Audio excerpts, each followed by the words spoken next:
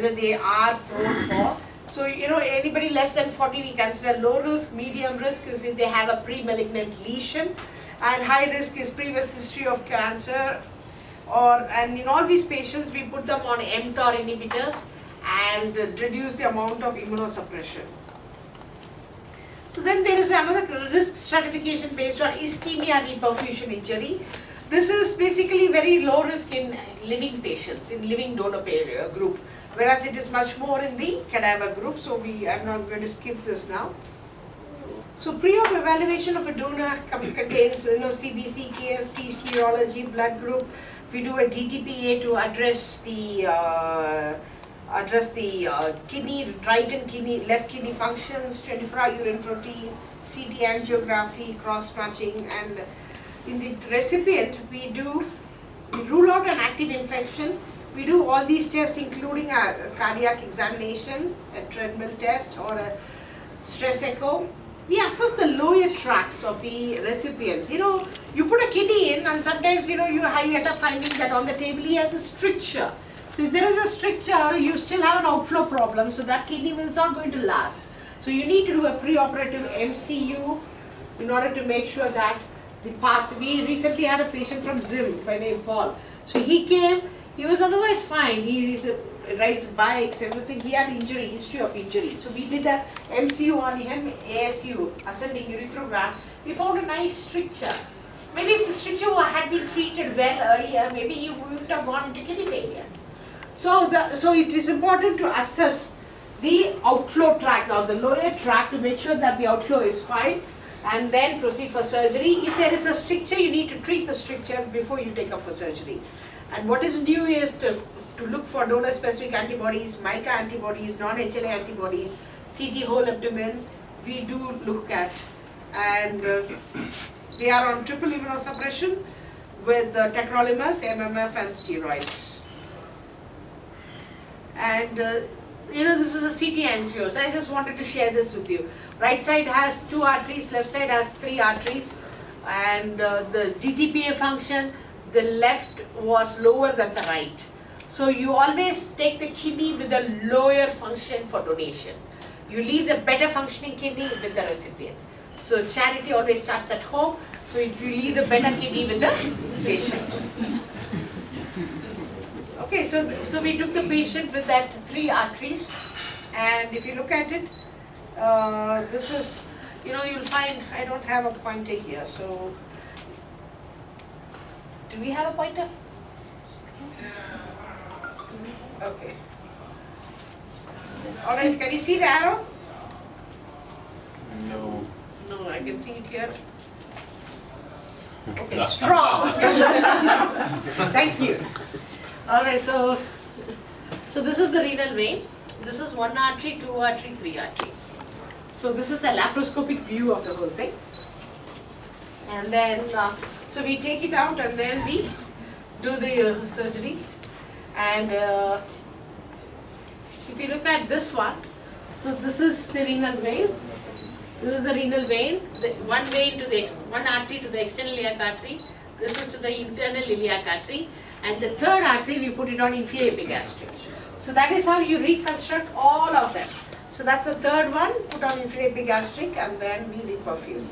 So there are patients with the donors who are very heavy.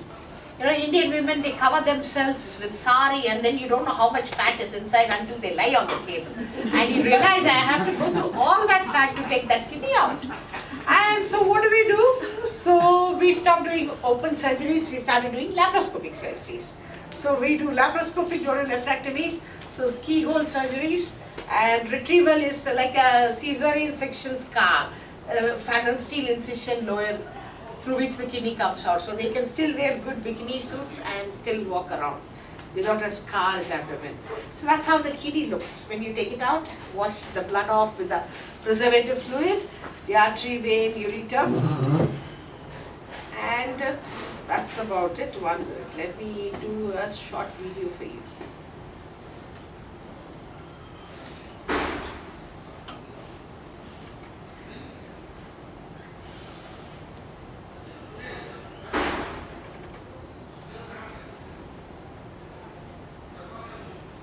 This is a video, a fast a video which shows a macroscopic donor nephrectomy. Okay, so patient is lying on the lateral side, and then we drop the colon. That's the spleen over there. I think I'll stand there and keep talking. So that's the spleen over here.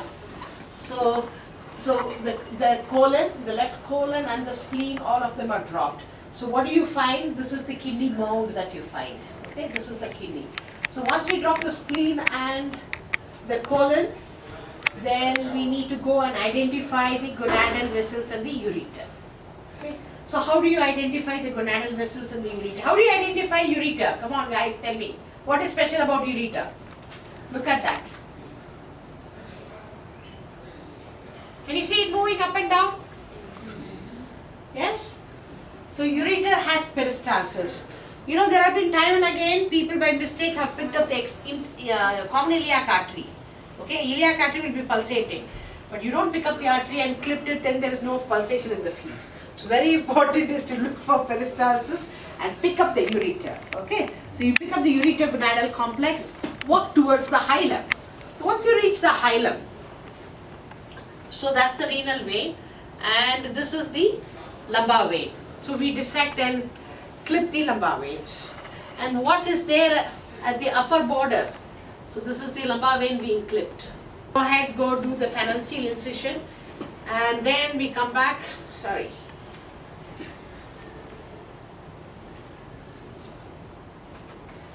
We cut the gonadal vein and the ureter. When we cut the ureter, you look for diuresis. Okay, it should be a diuresing kidney, so that's the ureter. So that's being cut. So what do we find? We find urine coming out. Okay, so you should diurese when we take the kidney out, and that's the artery. We clip the artery, cut the artery, clip the vein, cut the vein, and we take out the kidney through the phalansteal incision. Okay, now this kidney goes into ice and gets washed with a special fluid. And so we need two theatres when we do transplants. Okay? The donor is done in one and then the recipient in the other theatre. So meanwhile, when the donor is happening, there is another group of people surgeons who open and keep the fossa ready. They dissect the external iliac artery and the vein and keep it ready. And then I go inside, take the kidney, and that's the kidney wrapped in ice. We stitch it to so it's the external iliac vein to which the renal vein is sutured. And then we go on to the external, you can use for the artery, the external iliac artery or internal iliac artery. You can use either. Alright, so I really wanted you to see a transplant. So this is how a transplant is. Okay, so once we have done the artery and the vein, what is the color of the kidney in this? Come on guys, now we can talk. What is the color of the kidney in this? Can you see the color of the kidney somewhere? What color is it? So I'll give you multiple choices then. That's easier. Blue, pink, grey, white. White. So grey. Okay, greyish white or whatever. This is pale. Okay. So it's neither blue nor pink. So so this is the artery anastomosis which is being done. So once we have done the artery, then we'll see the color change. Okay, that's important because kidney should always pink up, not blue out. So that's pink. Once we have released, so this nice and pink kidney, and you should pass urine immediately. If somebody tells urine did not pass on the table, then something wrong with it. So it should pass urine, diurese, and then we connect this urine to the ureter to the bladder, and the food is being served. So we are ready to go for dinner. So that's how a transplant is done. And then the patient gets shifted to the ICU, and in the ICU gets monitored for the next 4-5 days, and then goes to the ward and goes home. Okay? And then we hand over to our nephrologist. They say, he's all yours. So come on, take over and handle it. My job is done now. So thank you very much.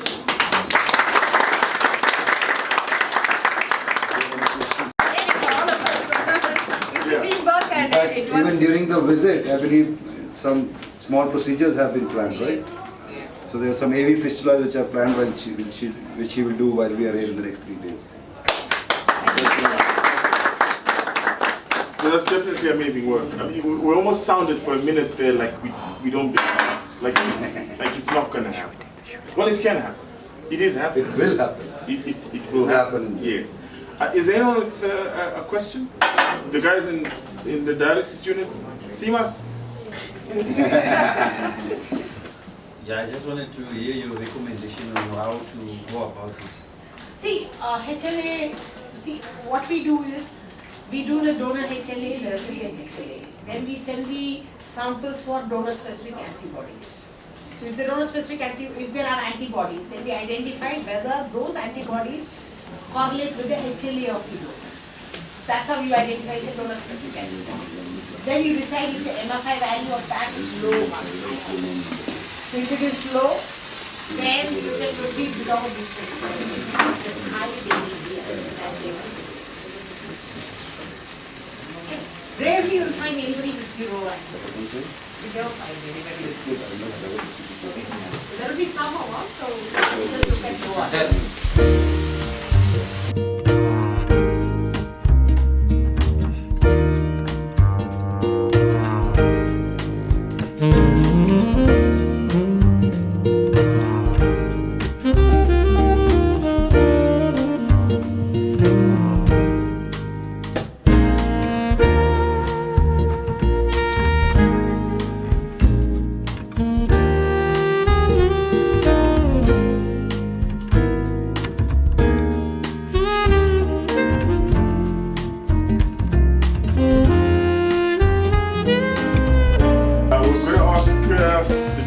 Mr. Ian to give us a vote of thanks.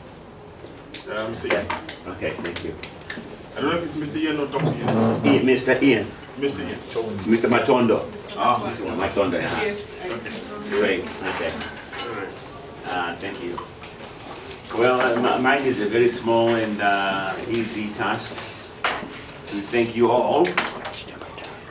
Firstly, we'd like to thank our hosts who have hosted us, Tours Africa. They've done a wonderful job laying out the food for us and giving us an opportunity to get together. So thank you very much. And may we give them a big I hope that things are going to get bigger as we go on. The next year we're going to have another one again, and bigger and bigger. And we would also like to thank our guests from India, from Apollo Hospital, who have traveled all this way and agreed to come and interact with us and share their knowledge with us. As you have had, it's not the first time they've been here. They have been interacting with Zimbabwe for some time, and especially in this space, kidney space, and they've got big plans, and we've also got big plans for them. So I would like to thank them for coming, and we hope that next time she will not only give us a demonstration on the video, say, look, if any one of you would like to come out to India for an attachment for a fellowship training, this is in order and it is free of charge. So now you can get yourself out there. It's very important. It's a good thing to interact with the world-class organization, the center to look at when you're talking about kidney transplants in the world. It's a very good opportunity for you to do so. So I hope you're all aware, you've noted that, and you'll be interacting with Tours and directly with them if you have their details. If you don't have their details, through Tours. And also, lastly, we'd like to thank you all for having made the time to come over and interact. I know it was a bit high-powered in terms of not too many questions because we don't do kidney transplants here. So, but it's important that you see how it's done. And it's been a pleasure to have you all here. And thank you very much for making the time to come and interact with our guests. And please carry on interacting through emails and etc. etc. And I'd like to thank our MC, the man himself right there. He did a good job, and we hope next time again will be the MC of choice. Okay. Thank you. Have a nice evening. Thank you very much. I think I'm going to hand over to the CEO.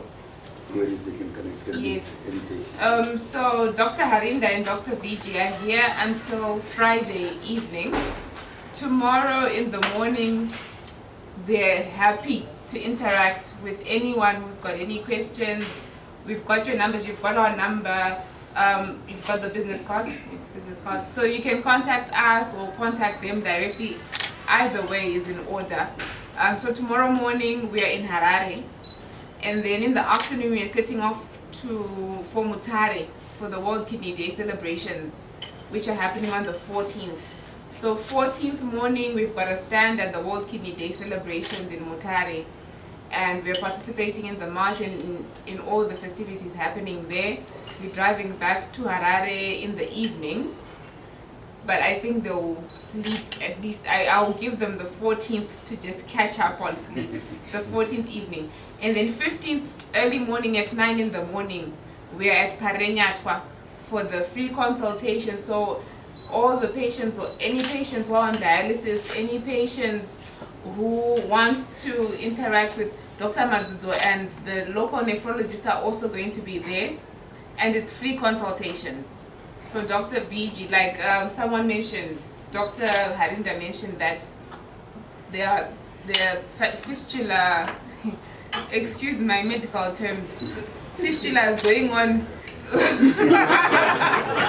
It's also happening, you know, at Pari on Friday. So anyone who you feel will benefit from consulting the local nephrologists who have also volunteered their time and from consulting Dr. VG, they're all working as a team. Please do come through. It's from 9 in the morning until 3. So from 3 p.m. we drive them to the airport and then they leave.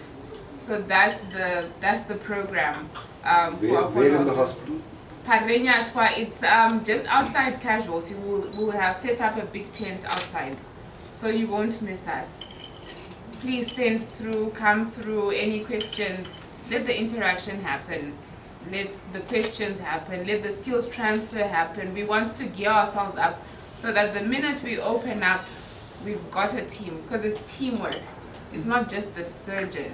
It's the whole team which will make that transplant possible in Zim. So, thank you. And just to add on to that, social media, share. Yeah. Tell the story. I mean, we're sitting with the best hospital in the world. They're bigger than the Mayo Clinic. Do you know how big those guys are? Do you know how big the Mayo Clinic is? These guys are bigger than that. So we are sitting with the best in the world.